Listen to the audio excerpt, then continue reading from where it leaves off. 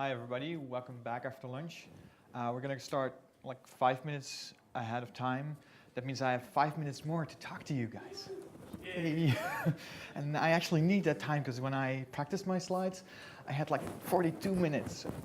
Nice. So today we're going to talk about improving our API communication using GraphQL. Who here has heard of or is actually using already GraphQL? Nice, a couple of you, nice. So first up, who am I? My name is Pascal de Vink, you might not know me.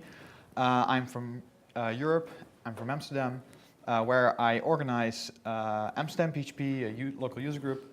I work as a software engineer at a company called TicketSwap. We deal in second-hand ticketing. We just entered the American market as well.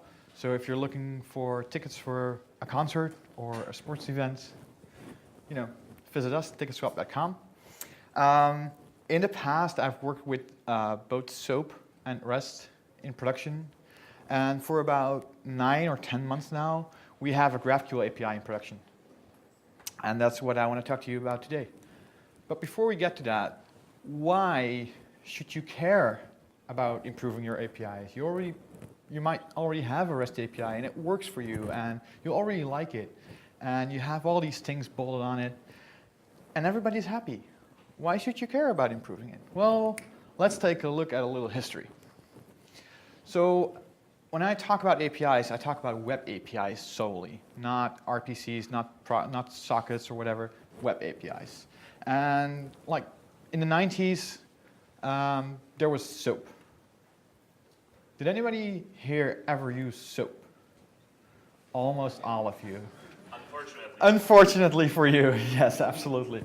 Because, you know, remember this XML, to do even the tiniest thing. Yeah, I see you giggling over there. To do even the tiniest thing, you need loads of XML, like huge amounts of it. And then if you want to do something more complex, you need like so much, and it was so verbose. It was just burning your eyes out as a developer. It's so hard to use. However, this was back in the 90s, and web was still new and shiny, and web 1.0 was a thing. So SOAP had advantages, a lot even. It was language and platform neutral, so it didn't matter if you ran Linux or Windows or PHP or Java or C. It could just talk to each other to HTTP, and that was very new at that time. It was relatively simple compared to all the other things that people thought of, because it was using XML, and XML, in all its verbosity, was easier to read than anything else at that time. And it was scalable, because you were not limited by the amounts of ports that you had open or anything. You could just scale out because it was using HTTP. But of course, it had some, or a lot of disadvantages. It was really slow, especially back then. Servers had a lot of hard time parsing XML. And you had to depend on this file, this external file called a WSDL, a web services description language. You had to have that file, otherwise the entire SOAP API was useless. But it was tedious to write and to maintain and stuff. And even though XML is easy to read, later on, we all noticed that it became, quite hard to debug as well. And especially if you needed like this amount of XML, it was really hard to see where an error was. If your IDE had no good support for it, forget about it. It was too hard. Luckily, in the early 2000s, we had REST, and what we now also know as RESTfulness, thanks to Roy Fielding over here. He did a lot of work on standardizing this, and it was way easier than SOAP. For those of you who remember the transition from maybe a SOAP API to a REST API, this was a relief for a lot of us. It was way simpler. It was standardized using HTTP verbs, and it was using JSON, so it was not as verbose. And because each resource, or almost each resource, was mapped to a unique URL, discovery was also a lot easier. You didn't need an external file anymore. You didn't need SOAP envelopes and, oh man. still giving me nightmares sometimes. However, some parts that were awesome about SOAP were left out, or some parts that were hard about SOAP were not addressed at all. Like resource discovery was still hard. Yes, every resource had a unique URL, but how did you know what resources were available? No clue. You need an external documentation for it. It oftentimes could return redundant and unneeded information. Ask for a resource, you get everything about that resource. If only you need a name, tough luck, you get everything. There was no batching support. You get one request, one resource. If you needed five resources because there was a link or a list, too bad, 5 new requests. And although the HTTP verbs were awesome for discovery and to scale out, you were also limited by it. I mean, get and delete are easy, but other than that, you only have put and patch and post. And what if you wanted to sum 2 numbers or do a currency exchange? Or how does that map to natural language? Again, you oftentimes needed weird, unique resources and external documentation to be able to figure out what the hell the API did. Of course, HATEOAS, nobody knows how this is pronounced, right? Nobody knows it. It fixes a lot of stuff, like the discoverability, because it added links. You could now more or less easily follow those links along, and it took you by your hand and said, okay, you know, you have this route here, and in this route I have all these other nice things, and when you traverse into those, it has more links, so you were able to discover it more naturally. And because it gave a truly unique URL for every resource, not just like just throw things together and yes, this has an embedded, but it doesn't have an own resource or anything. It was very strict. That made the discovery and caching very easy. But as you might have known or might have felt, it was also hard to work with. I mean, sure, for Symfony there's bundles that you can just throw over it and then done magically. But still, it's not easy to read all those link fields, especially if you have a lot of them. It can become crowded and not so easy. There is little tooling support for that discovery. I've yet to find a good browser that supported all my authentication needs, that gave me just a browser for a REST API. I could just click through it. You had to focus on long-term design if you were designing this API, because all those resources had unique URLs. If you wanted to change them, all your clients would be in disarray. They cache these things, and you had to notify them up front. There's no way to deprecate anything. People came up with all these weird versioning schemas and stuff like that. So you had to focus on the long term, and let's be honest, we're not that good at it. Plus, you still have a lot of requests, even more so maybe. Sure, you can embed resources in other resources, but then the request size grew. So it was like, there's nothing in between that's really a good fit oftentimes. So, enter GraphQL. A GraphQL is a whole new type of building your API. GraphQL is the name for the query language itself that clients use, and it is also the name for the runtime that servers use to parse that language. So how does it work? On your server, you describe your data, and you describe this using a type system. Type system? Wow, types in your API? That's awesome. You then, as a client, ask for exactly what you want. Not give me just the entire resource, but from this resource, give me just this one field, or from this field, give me just this one connection. And then, of course, because you can do that, you get predictable results. Because it uses a type system, you know that a string is going to be a string, and then it's going to be an int, and a boolean is going to be a boolean up front. It has been in use by Facebook since 2012. They actually came up with it after they were using their Graph API for quite a while now. Some of you might know this already.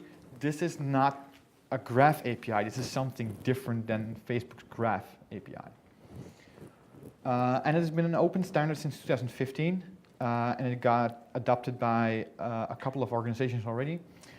There's the GraphQL.org website where the entire spec is laid out. All the examples are in JavaScript because the reference implementation is done in JavaScript, but they have really awesome interactive examples where you can just fiddle with and see what it does in real time. It's a really awesome website, and I really recommend you check it out.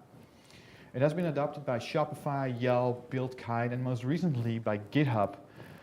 They even went as far as to create a whole new version, version 4 of their API. Their version 3 was a REST API. Version 4 is no longer REST, it's all GraphQL. And we're going to take a look at it later on. Like I said, it has a powerful type system, like scalars like ints, floats, strings, booleans, identifiers, so you can know, hey, this field is not just any string or int, it's an identifier. And you can even add custom scalars like a money type or date time. And then a client knows this field is going to return a date time value and can already anticipate some parsing that it needs to do. But next to that, it also has more advanced types like enums, unions, lists.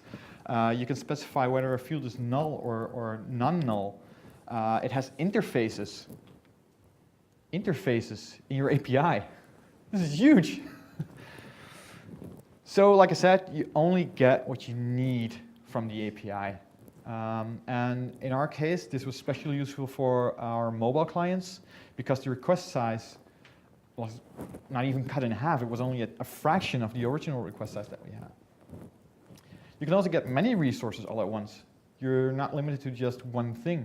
So if I want to get, for example, the first and last name of the current viewer, which is me, and also the business contact number for our company, to display that somewhere like, hey, Pascal, you can call us on this number.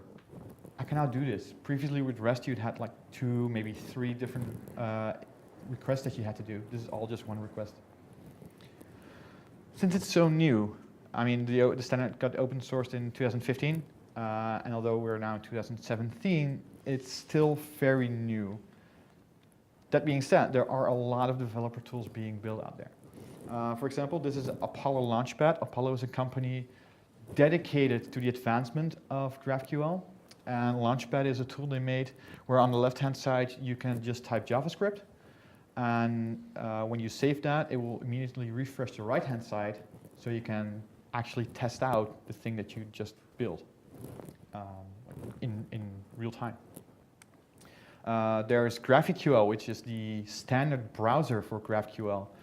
Almost everybody that has a GraphQL API will supply you with a GraphQL interface so you can browse their API. And I'll show you a bit more about this later on. Because one of the cool features is that it has an integrated documentation explorer. GraphQL does not need external documentation. And of course, there is a GraphQL plugin for all JetBrains IDEs, which makes it really easy to work with in your code. Either to just quickly do a couple of queries, or to write tests for, or whatever you want, it's there. Next to that, all major languages are supported. There are developer libraries for JavaScript, Ruby, PHP, Java, Scala, Swift. For some of these languages, they're only server-side, some have only client-side, some have both. But what is also equally awesome is that the more obscure languages also have support, like Haskell and Clojure. And there's even a SQL client. I'm not sure why you would want that, but it's there. Okay, so enough talk about what it is. Let's see it in actual production.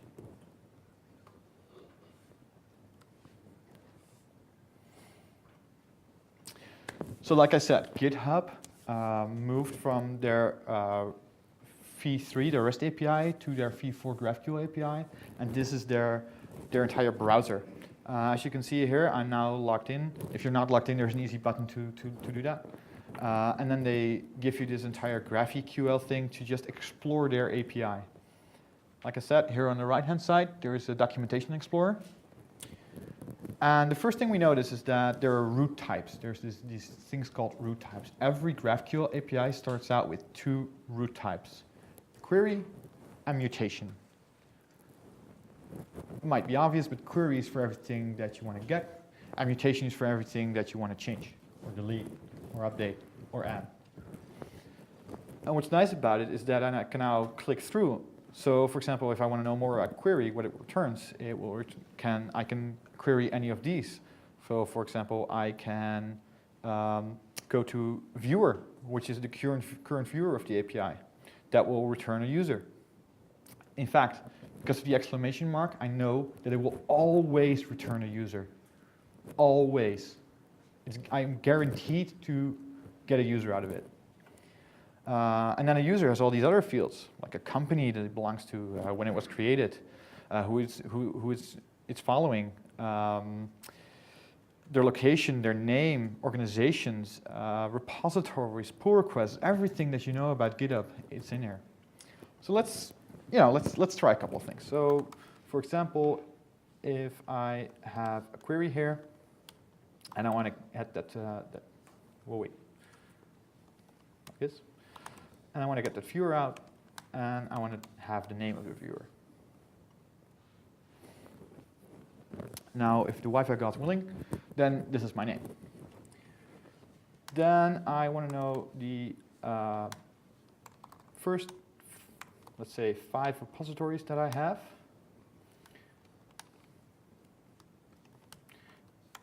Let's get their names as well. So these are the first 5 repositories that I have. I'm not sure about the order yet, because I haven't given it any order. So GitHub now decides for me. But let's say that these are the first 5 repositories. I can also say, let's order by this field, what we have. Let's say stargazers. And then, it of course, also need a direction. Descending. So now I have the 5 most popular repositories that I have. That's cool. Let's see some more about it. Let's see, what can we do? Are there any issues? No. So these are all the things, all the fields that you can query on repositories now. Like releases maybe. Again, let's get the first 5 releases. And show when they were created and their author.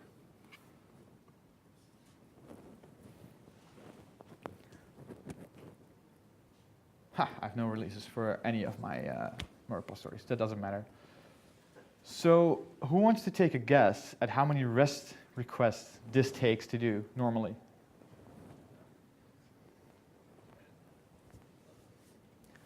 10, 11, yeah, about. Yeah. Whilst now I can just traverse this entire graph and get it in one request. This makes it so much easier to work with as a client, but not just as a client, also on the server side, this makes it a whole lot easier to work with.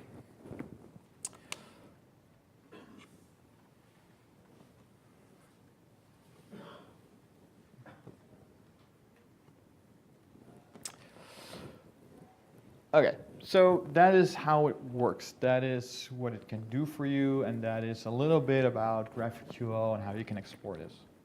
So let's talk about how this would look in PHP. There is a library in PHP. There are actually a couple of them, but the ones that we're going to use is available under the Web Onyx namespace on packages.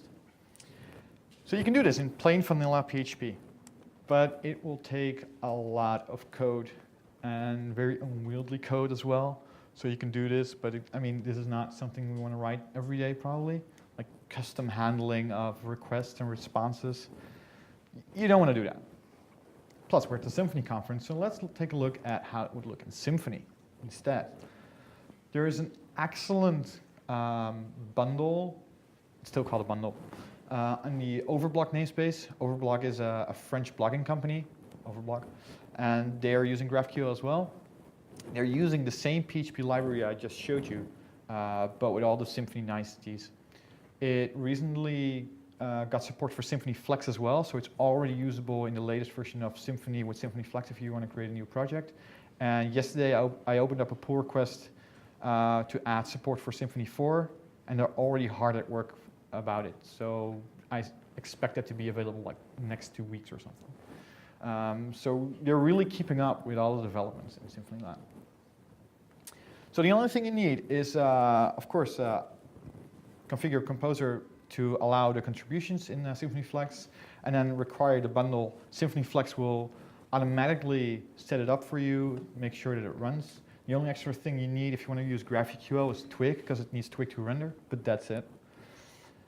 And then you can immediately dive into just creating your API. You don't have to do any specific setup for the bundle anymore. So what you can do is, what you have to do is add a file to define how it looks. Like I said, you need to define your data. So here again, we have the query, the root type query. We say that it's an object, and then we can configure it. One of the things that we must, or are optional, but we, as a company, we require our developers to add it, is a description. And this description ends up in the Documentation Explorer in GraphQL. This means that the description and thereby the documentation lives within your code. You don't need external documentation. You can, of course, if you want to, but you don't need it anymore. I've seen projects that extract all these things and then publish them as an external documentation anyway, and that's fine, but everything came from this single source of the truth. Plus, it's also easy to change, if you change anything in your API, to update the description because it's there already, and it's easy to not look over in a pull request when you're reviewing as well. So then we have our root type query, and then we can define fields for that query. For example, I can define an echo field for which I'll say that it will return a string. And it has an argument called message, which must also be of type string. And then the magic happens at the resolve configuration.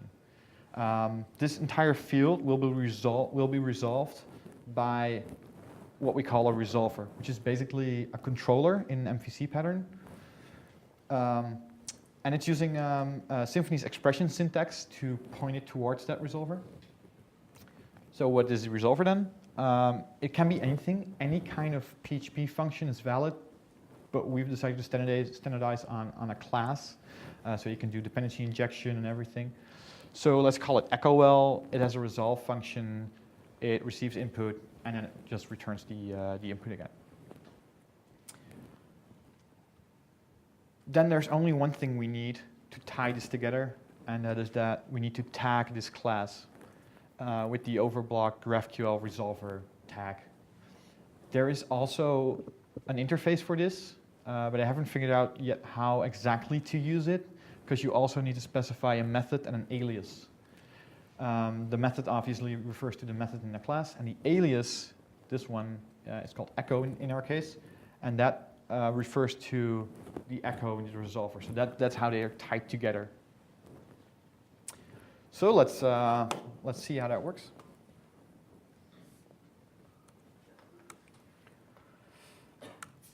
I've already created this application because I didn't want to bore you with me doing Composer and then waiting for the cache to load and everything, because that's no fun at all.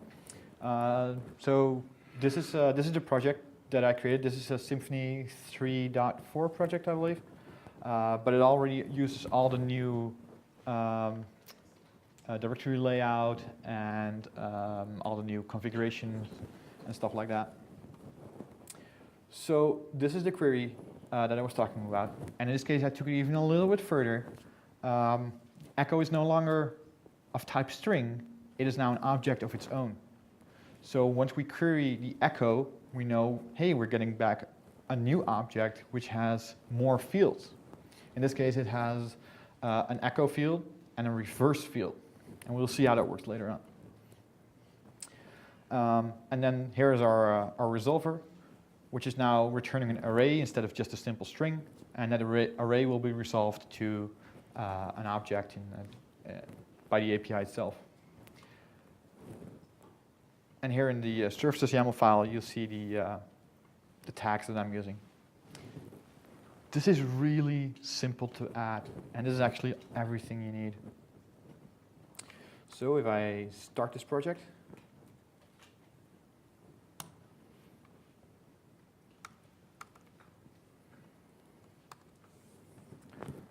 I now have a GraphQL browser running on my local host on /GraphQL.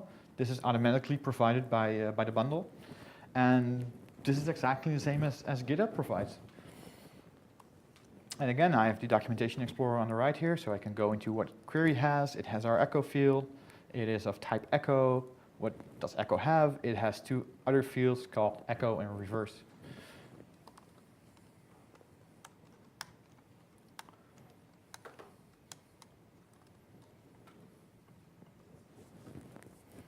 Oh, we forgot something. That's right. Echo needed something else. It needed a message, which is input.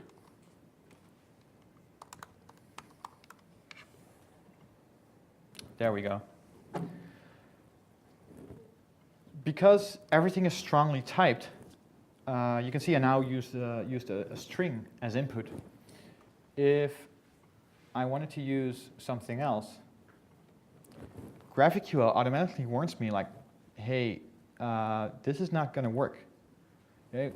Red squiggly lines, you have an error here. It says that it has an invalid value. We expect to type string, and we found an int. Because it has this type system, it can already warn you. In fact, what we have, and sorry, this is proprietary, but we grab all the queries from our Android and iOS apps and parse them to see if they're valid before they're being used in production.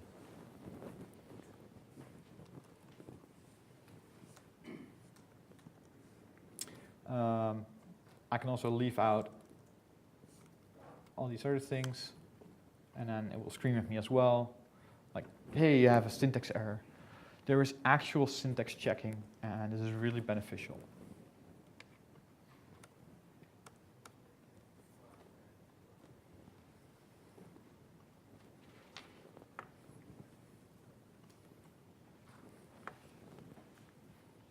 So, now that you've seen an actual implementation, and you've seen an implementation in production, let me tell you a little bit about the first time we started out with this. That was awesome. You know, we have this thing at our company called Fun Fridays, where every 2 weeks on Friday, we take the day to just hack on stuff that we wanted to work on that day. So it's not sprint work or anything, it's just do whatever you want, and at the end of the day, do a presentation. So one of us heard about GraphQL, decided to hack on it a little bit, and then at the end of the day had a pretty decent implementation of a GraphQL API for our system, for our platform. And we were all very excited, and it was like, oh yeah, this is so cool, and let's start hacking on it, and let's go build. With our REST mindset, we naively implemented everything as a top-level field, like everything. We had things like get event by ID, get event by name, get city by location, get all these things. It was a mess. There was no graph API at all. It was just a REST API implemented with some graph things on top of it, like sprinkled on top. That was it. We had so many things that the front-end people came to us like, yeah, we have no clue what you want us to build here. How does it work? We don't know. Your descriptions are good, but your names are awful. We cannot work with this. So, you know, we went back to the drawing board. We started to research, and we started to read up on, okay, so what are best practices in GraphQL land these days? And then we found out that Facebook actually had this problem as well, of course. They all have all the problems at scale. And they added a standard on top of the GraphQL standard called Relay. And they actually made this because they were using data-driven applications using React.js. Since we were also using React JS for our applications, we thought, hey, this is interesting. Let's see what this is, and let's see what we can do with it. So this is actually another specification that is not a part of the GraphQL specification itself. It's more about how you can implement a GraphQL implementation. What's so nice about it is that most client libraries these days support it. So if you do this on the server side, 99% of the client libraries are immediately compatible with your API. So the specification says that you have 2 required fields. Actually, I believe there's an update that says that you need 3 fields. Next to the node and the viewer, you also need nodes, so you can grab multiple resources all at once. But for the base implementation, node and viewer are the 2 things you need. So a viewer, we already saw a little bit about it, but what is a node? A node is anything, any resource that you can get by ID. And this is how it would look like in Symfony again. Because our bundle already supports it out of the box, you can just add like a node field with a builder and some fetcher that can fetch your resource by identifier. This identifier, however, is interesting. So like I said, a node field can get things by ID. But how does it know what to get by ID? The implementation standard says that you need a globally unique identifier. Well, that's okay, but we don't have them. I mean, I don't know about you, but a lot of our entities are still using ints as identifiers like 1, 2, 3, 4, 5, and they're not globally unique at all. So if we were to pass them into this, how would we know which entity was used or at all?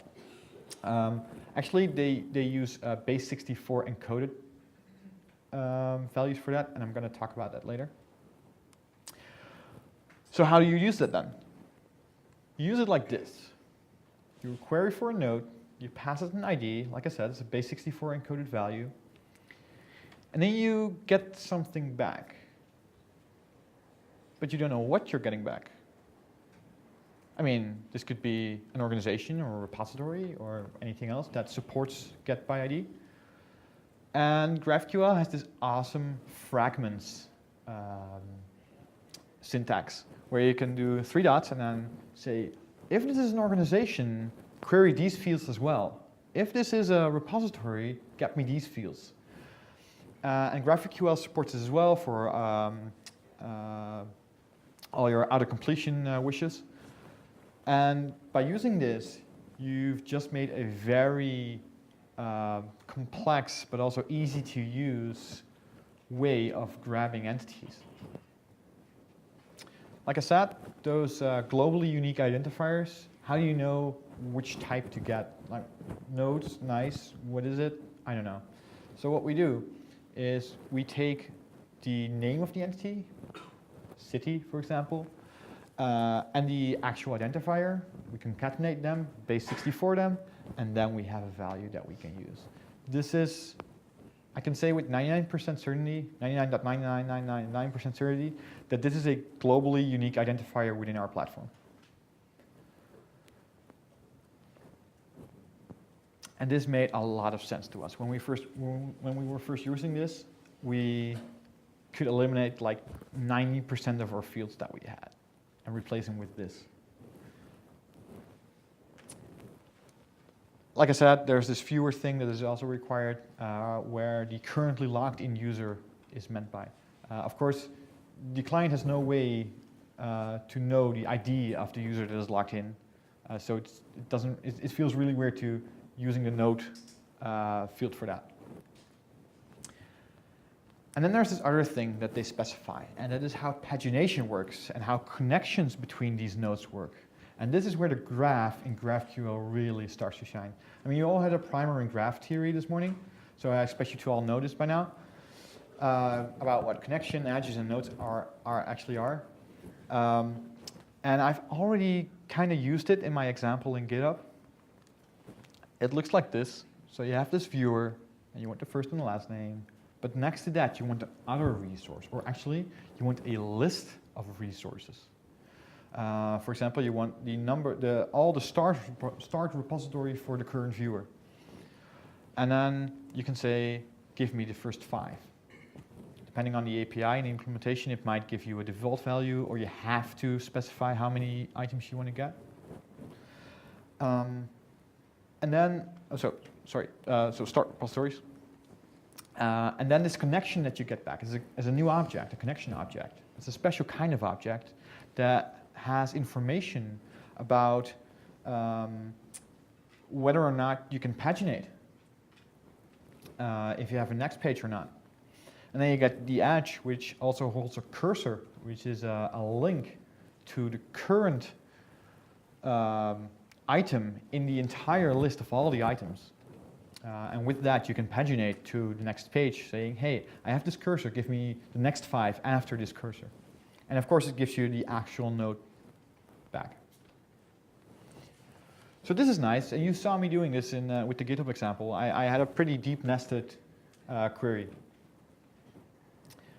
Now, that's nice, but there's one problem with it, and that is that it can get quite complex for the server to render that, to be able to return all that information. So there's going to be a complexity overload at one point. It's pretty standardized, but our bundle provides you with 2 ways to work around it. And that is a query complexity analysis, where it can actually analyze how complex your query, the client's query, is going to be. And for each field, it's going to be 1 point. And then you can say, OK, but you as a client can only spend 50 points or 100 points in my API at a time. And you can even say, hey, but this field is way more complex to grab. Like, for example, we have the echo field, which is already 100 points if you query just that one. And then we also add all the children to it, so that you can really limit how many fields people can query. Next to that, even if the number of fields is really small, the nesting can get pretty deep. This is okay most of the time, but there are times you might want to limit the nesting deepness. And you can do that as well. However, even shallow queries can still lead to what we call the N+1 problem. Like I said, that query I ran on GitHub might take 10 REST API calls. And usually that means that you do 1 or 2 SQL queries for each of those calls. Well, imagine that all those 1 or 2 queries to your SQL database you now have to do in 1 request. So 10 requests, 2 SQL queries, that equals 20 SQL queries now. That's not very efficient. Again, Facebook solved it for us. They invented a data loader. It uses batching and caching to very efficiently load resources. And again, luckily, our bundle supports it. Yay. It's very easy. Where you would previously have a resolver which would just return the data, you now inject a data loader and ask the data loader to return it. The data loader doesn't return it itself, though. It returns a promise. Now, for those of you who've been working with JavaScript a lot, you already know promises, but promises are not something that we regularly use in PHP. So it uses React PHP to do this, and it's actually quite fast and stable. So if you have like 10 of these nestings and all of this stuff, you're going to have promises everywhere. Everything is a promise. Of course, though, you have to fulfill your promise. What else is a promise if you don't fulfill it? But the benefit is now that instead of doing 1 SQL query per resource, and if we want to get 20 resources, that equals to 20 SQL queries, the data loader now receives a whole array of identifiers or any data that we want to grab those nodes by. And it can just do maybe 1 SQL query and very efficiently do that. Or you could use any other database. Maybe you've cached these results already, and you can grab them from your cache. Maybe they're in Elasticsearch and you want to get them from there. It's all possible. And actually, you're very free to implement the data loader however you want. One thing that we did, for example, was when people are searching, we're using Elasticsearch. And depending on on what fields the client would want back, we were able to decipher if we actually needed to hit the database at all, or just keep it with all the data that we already had in Elasticsearch. So it was really efficient, and we have like milliseconds of work to resolve all these requests. Very easy. You can look at the Facebook implementation in JavaScript and the added library for Overblock. One small thing that I haven't mentioned yet are mutations. Actually, the fun thing about mutations is that you're not limited by HTTP verbs anymore. So in REST, you were very limited to what you could do. But for example, a sum field, a sum mutation, you can just call it a sum mutation. You do not need to create a new resource and then a getter on it, or does it actually change things? Oh, then I need to make a post of it. And there's no thinking about it, just create it like this. In fact, we recently created a whole new section of our API for a section of our platform that was using commands, using command buses. And we were able to map the names of those commands with mutations one-on-one. And within 1 week, we were able to create the entire API. Done. Super, super fast. Doing a mutation is actually exactly the same as doing a resolver, because it actually is a resolver. It's just using a different annotation and a different tag just to be able to keep things separate. That's it. Works the same way. This is a resolver. You can just return it again. It works exactly the same way. You also have to tag it, except not as a resolver, but as a mutation. It has a method again. It has an alias. Exactly the same. There was one other thing that I was talking about that was really hard, and that is versioning and changing your API. Well, because everything is now in fields, and everything has data, and it has a type, we can add more data to it, more metadata. For example, we can deprecate fields now. And we can not just do that. We cannot just say, hey, this field is deprecated, but we can actually add a reason for the deprecation and help people along about how to not use it anymore or replace it. So, for example, we had what was called an original price on an object. It was of a money type. Remember, this is a custom scalar with a description. And then we decided, we have a couple of price fields. Let's move them to a price value instead. So we were actually able to put that into the deprecation reason and help people along with that. And not just that, not just the description is nice. The GraphQL browser also actively helps you in it, because it doesn't display deprecated fields anymore. So for example, on the left side, I was browsing the documentation for it, and it gives me a warning saying, hey, warning, this is deprecated, you shouldn't use this. And if you want to use it in your query, it does not autocomplete for deprecated fields anymore. So it actively helps you move away from those fields. And even if if a client wants to use it, it will warn them, like squiggly lines again, like, hey, are you sure you want to use this? There's a better way, this is deprecated. So when users of your API, when clients of your API are building their queries in here, they get actively helped on using the actual fields you want them to use. And that's very nice. You've deprecated a couple of fields, but now you want to know what client is still using it, because they're bound to be clients that still use it, right? And also, because everything is now under one controller, one endpoint, tools like New Relic cannot tell you the exact usage or exact performance of different queries. That's very hard for it to tell. So there's this whole monitoring thing that you need to add. Now, like 10 months ago, there was nothing in the market for that. Yeah, you were on your own.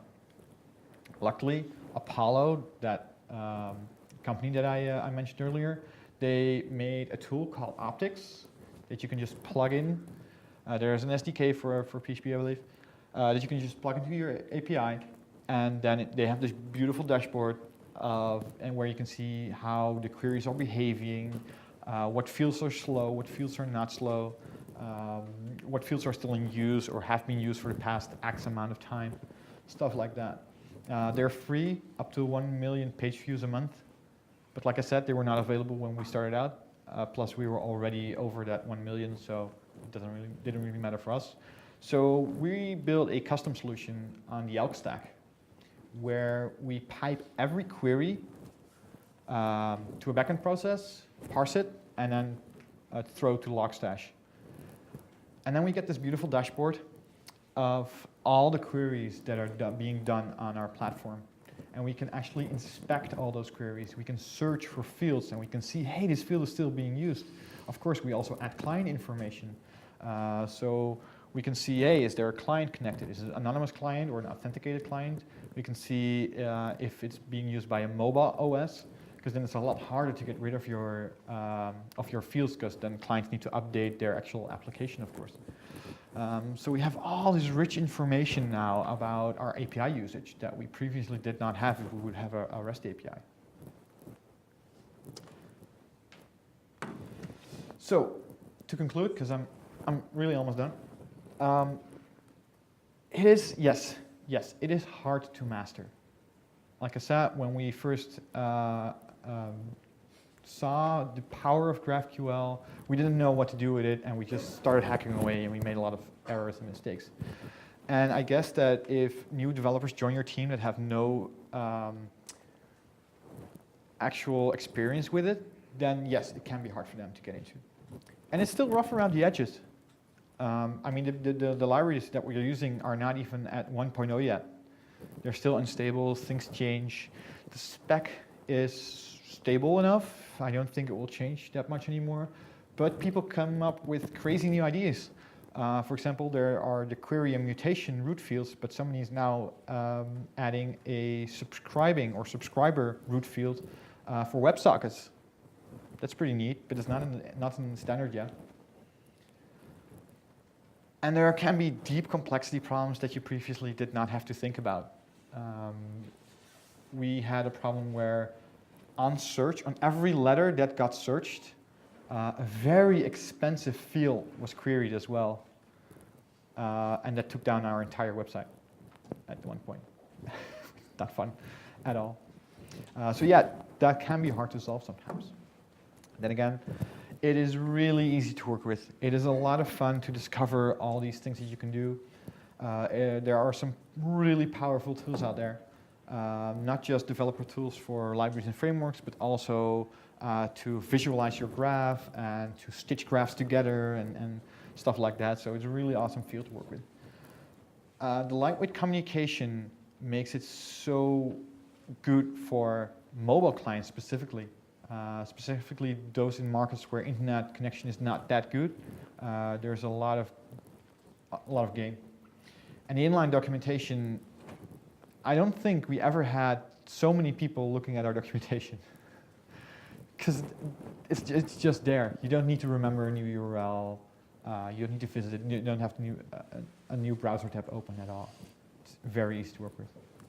These are some resources. The slides will be on SpeakerDeck and on Twitter, so don't worry about it. Awesome GraphQL is actually very awesome. It has a whole lot of links to all the things that I can list here. I'm out of time. Thank you very much. I'd love joining writing. Thank you.